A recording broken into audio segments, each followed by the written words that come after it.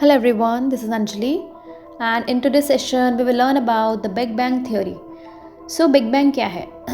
जब यूनिवर्स का क्रिएशन नहीं हुआ था, when universe was not created, so there was a singularity. Singularity में क्या है? A high yield energy which is compact.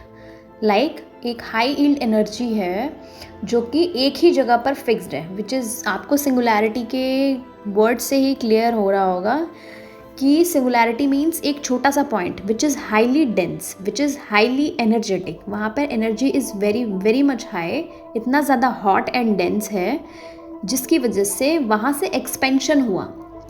अगर हम डेली लाइफ में भी चीज़ों को देखें कि कोई भी चीज़ एक्सपैंड कब होती है, जब वहाँ पर हीट ज़्यादा होती है, क्योंकि मॉलिक्यूल्स और पार्टिकल्स का जो मूवमेंट है वो बहुत तेज़ी से होने लग जाता है. जैसे हम गैशियस स्टेट में पढ़ते हैं कि मॉलिक्यूल्स बहुत ज़्यादा स्पेस लेना तब शुरू करते हैं when they have high energy. जब हम कोई भी अगर हम वाटर को भी बॉईल कर रहे हैं तो उसके मॉलिक्यूल्स क्या होंगे, एक्सपैंड होंगे, वेपर फॉर्म में आएंगे. तो वहाँ पर ये normal, it's very basic concept. तो सेम चीज़ सिंगुलैरिटी के साथ भी हुई कि एक high energy hot dense particle जो कि काफ़ी कॉम्पैक्ट फॉर्म में रहे हैं, हाई डेंस, देन वहाँ से एक्सपेंशन हुआ. तो एक्सपेंशन हुआ जैसे जैसे यूनिवर्स एक्सपैंड करता गया, because temperature was very high. So temperature high होने की वजह से जैसे जैसे यूनिवर्स एक्सपैंड करता गया, वहाँ पर जब यूनिवर्स कूल डाउन होने लगा, अगर जैसे हम डे टू डे लाइफ में भी एग्जांपल्स ले सकते हैं, जैसे हम वेल्डिंग मशीन है, तो वेल्डिंग मशीन का यूज़ क्या है कि मेटल्स को मेल्ट करके, मतलब उनको पिघला करके जब हमें उनको जॉइंट करना होता है किसी अदर पार्ट से, तो वहाँ पर हीट का यूज़ होता है, क्योंकि हीटिंग में मॉलिक्यूल्स बहुत तेज़ी से फ्रीली मूव करते हैं. बट जब कूल डाउन का प्रोसेस होता है तो वहाँ पर बाइंडिंग का काम शुरू होता है, मीन्स चीज़ें स्टेबल होना शुरू हो जाती है. जैसे हमने इनिशियली लेक्चर में ये पढ़ा था अबाउट दी डार्क मैटर. तो डार्क मैटर में जैसे ग्रेविटेशनल पुल लगता है, तो जिसने यूनिवर्स को स्टेबल करके रखा है. सो इन द सेम वे यहाँ पर चीज़ें ऐसी हुई. सो जैसे जैसे वो एक्सपैंड हो रहे हैं, जैसे जैसे दिन कूल डाउन हो रहा है, फिर फॉर्मेशन होता गया. तो जो फर्स्ट फॉर्मेशन था वो था क्वार्क्स. तो क्वार्क्स एंड ग्लूऑन्स. तो क्वार्क्स क्या है हमारा?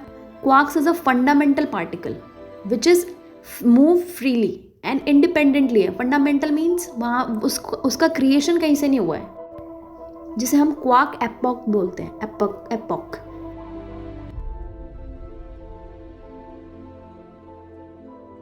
सो जैसे जैसे यूनिवर्स कूल डाउन होता गया, हमारे जो क्वार्क्स हैं, क्वार्क पार्टिकल्स, वो कंबाइन होना शुरू हुए, और कंबाइन करके उन्होंने प्रोटॉन एंड न्यूट्रॉन का क्रिएशन किया, तो जिसे हम हैड्रॉन्स बोलते हैं. सो प्रोटॉन एंड न्यूट्रॉन का जो हमने लास्टली डिस्कस किया था, that atom consist of proton, neutron and electron.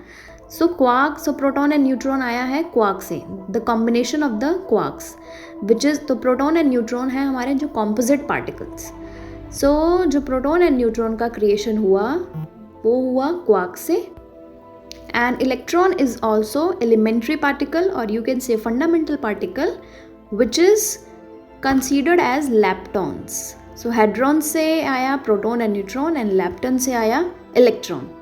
Well, electron is not derived, but it is fundamentally present in the universe, and it helps in the creation of all the atoms. So chronologically ऐसे ऐसे formation होता गया कि quarks आया, quark से फिर protons and neutrons बने, electron is there, then atom का फॉर्मेशन हुआ, मैटर एंड एनर्जी का फॉर्मेशन हुआ, cosmic inflation हुआ which is called the exponential expansion of the universe, and ये सब formation, then nuclear fusion, photon decoupling.